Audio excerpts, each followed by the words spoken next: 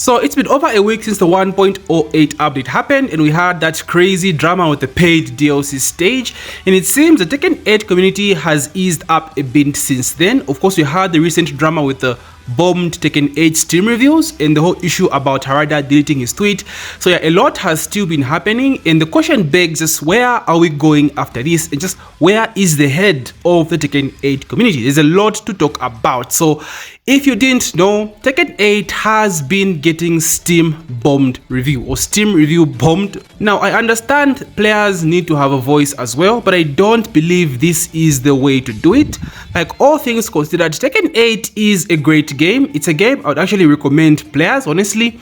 But because of these bad practices when it comes to monetization, I do understand the frustration of players, and players need to voice their opinion, but I don't think review bombing the game is the way to go. Now this happens a lot. It's happened with games like Apex Legends. They did something similar with the Battle Pass, messed up the Battle Pass, and people were upset, so they headed to Steam and review bombed the game. It happened with Genshin Impact on mobile. So yes, people do this a lot, but it does not work out. It's never really worked out in that sense.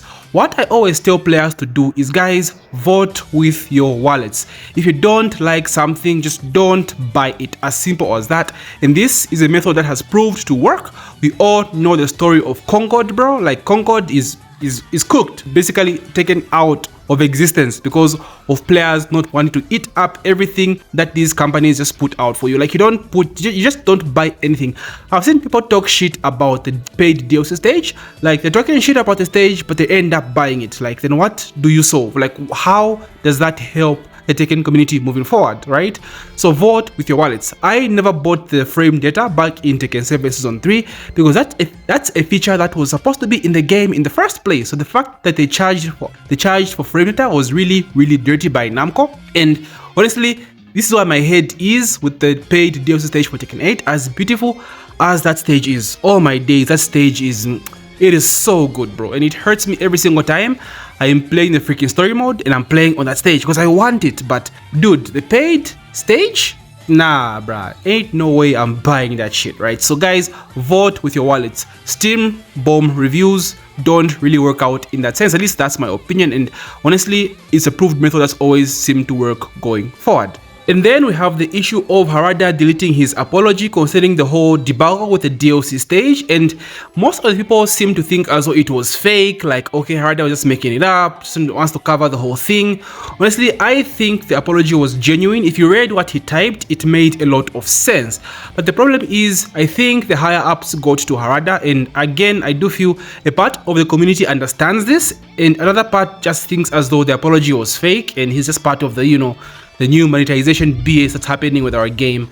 I genuinely think Harada was being honest, and at the end of the day, guys, it's a company, right? It's a company, there's a hierarchy, the bosses, the people above him that call the shots. And if you look at it from a business point of view, like, that tweet was kind of a bad look in terms of business-wise, right? Business-wise, like, it felt very heartfelt. You know what they say about work or companies, you have to sell your soul to make that money, guys. You just have to. So you can't really be open about everything, and it seems that was the case with Harada as well concerning that tweet. But I do have a feeling things will get better going forward. Hopefully, at least I hope so, right? Hopefully the next character that is reviewed comes with a stage, kind of like a way to make it up, because I don't think they can refund players and make the stage free. Yeah, that is not happening at all, because from a business point of things, again, that stage has sold. From what I've seen, guys, that stage has sold. People are talking shit, but they're still buying the stage. So there is no chance in hell they are going to refund players and make that stage free. My take is the next character that comes will come with the stage as well, and that stage will be free, because it just makes sense from a business point of view, and honestly just for the look of the game, because this is tainting the name of Bandai Namco. The whole shit with the stage, the paid DLC, is just making a bad reputation. Like, you don't want that, bro. You don't want people to look at Namco the same way they look at Ubisoft, the same way they look at EA. We don't want that with our game. Like, Tekken has been in a very good place, and we just don't want it to get there as well. So hopefully, Harada was being genuine and things will get better going forward. Tiger Uppercut was the last TWT event of the year before the finals in December. So the next 2 months are gonna be dry as hell. it is gonna be hard, bro. No tournaments going forward, or at least no TWT events. Oh my days, it's gonna be hard. It's gonna be hard. So what I'm expecting from this is the promised balance update, hopefully in November, because I do think as though 1 month is enough for everyone to just get back on track in terms of balancing before the finals, right? We do need to have Dragunov nerfed. Yes, he was touched a bit, but that was just a tickle, bro. Like, that was just, what, they cut off the tip of his nail? Like, that was nothing. That ain't shit. So we need Dragunov killed off. We need Feng nerfs, Nina nerfs, Yoshi nerfs. I think these changes will be coming, and I think they kind of want to see how Heihachi is right now currently in the game. They want to measure out how strong Heihachi is, just bring out one huge ass balance update just before the TWT finals in December. At least that is my take. Like, who knows, maybe the update might come after the TWT event, but I highly doubt it, because I'm sure they do not want Dragunovs again in like top 3 guys. Like, I'm tired of Dragunov. I love this character. He's hella cool AF, one of the best characters in the game design wise, but man, have we seen enough of this fucking character, bro. Like, since the game launched, like, what? Oh my days. So yeah, we do need some really good balancing, hopefully before the TWT finals in December. I also feel as though a lot of players are gonna get more frustrated with Tekken 8 over the next few weeks, because guys, 2 months of no tournaments is insane. Or at least 2 months of no TWT events is ridiculous. If you are like me, I get hella hyped to either create videos or just grind the game or play the game more whenever they are tournaments. So with that not happening, people will be very frustrated, because sometimes people just enjoy watching the game than actually playing the game. So people are gonna get bored, they're gonna boot up rank, they're gonna find pluggers, and they're just gonna get upset, right? They're gonna get pissed and will start complaining about how Tekken 8 is a noob game, it's a casino game, very noob friendly. I am calling it right now. There's gonna be so much hate going forward for Tekken 8 over the next 2 months than there is right now, because man, it's gonna be a long wait, guys. 2 months until the finals. Oh my days, it's gonna be hard. So guys, just brace yourselves, because yeah, it's gonna be a tough time.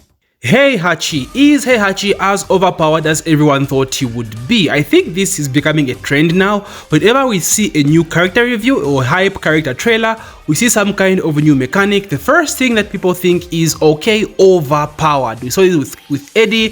When people saw the Majinga, they're like, oh, he has a -13 health sweep law? That is broken, right?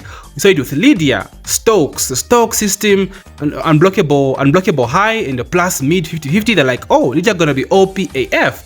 Then Heihachi drops and it's the same thing. Warrior's Instinct buff, or the install buff that happens, you know, once per match.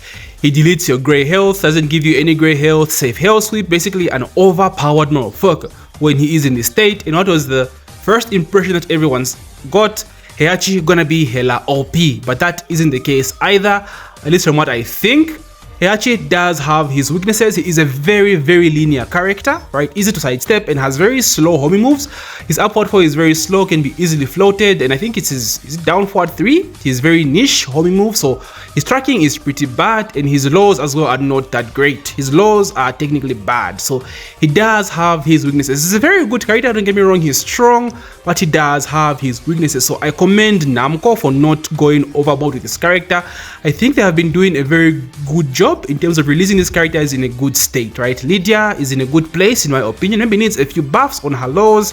Eddie is in a good place. He's doing what he's supposed to do in a very good, in a good way. He's supposed to be a very 50-50 heavy machine, and I think he does it well, right? So I think Namco have been really good in terms of balancing the characters so far. Do I like Heihachi? I do. I did talk shit about the stances, but I do think they're not as oppressive as Lydia's, or he doesn't choose them as Lydia does in the same sense. They're kind of different. I think TMM did a very good job breaking down Heihachi. I do like him, right? I do like him. He feels good to play as well. So yeah, Namco did a good job on Heihachi as well. And hopefully the next character we get comes in the same state.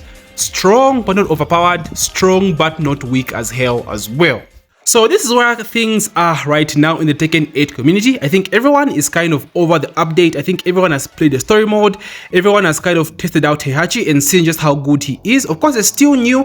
There's a lot to discover. And I think these 2 months are perfect for that, right? Just knowing how Heihachi works in the in and outs.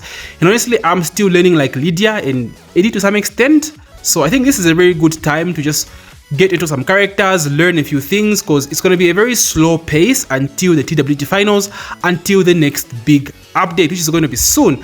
And I do feel as though we will get the character review at the TWT finals, obviously. As for predictions, I think I'll make a different video on that, as it's who it's going to be. So guys, how are you feeling about the game right now? How did you enjoy the 1.08 update, all things considered? And how do you feel about the issue with the DLC stage? Are you guys over it? What do you think Namco should do going forward? Should they make the stage free for everyone and refund, every person that's bought the stage? Although I don't think that's happening. It's a hella long shot. And do you think the next character should come with a stage as well, and should they make it free? So thank you so much, you guys, for watching my video. Just thought I would talk about the Tekken, the state of the game currently right now. I have some guides coming, so if you're new, do consider subscribing. I'll be covering every single character in the game. So thank you, my boys. Take care and GG.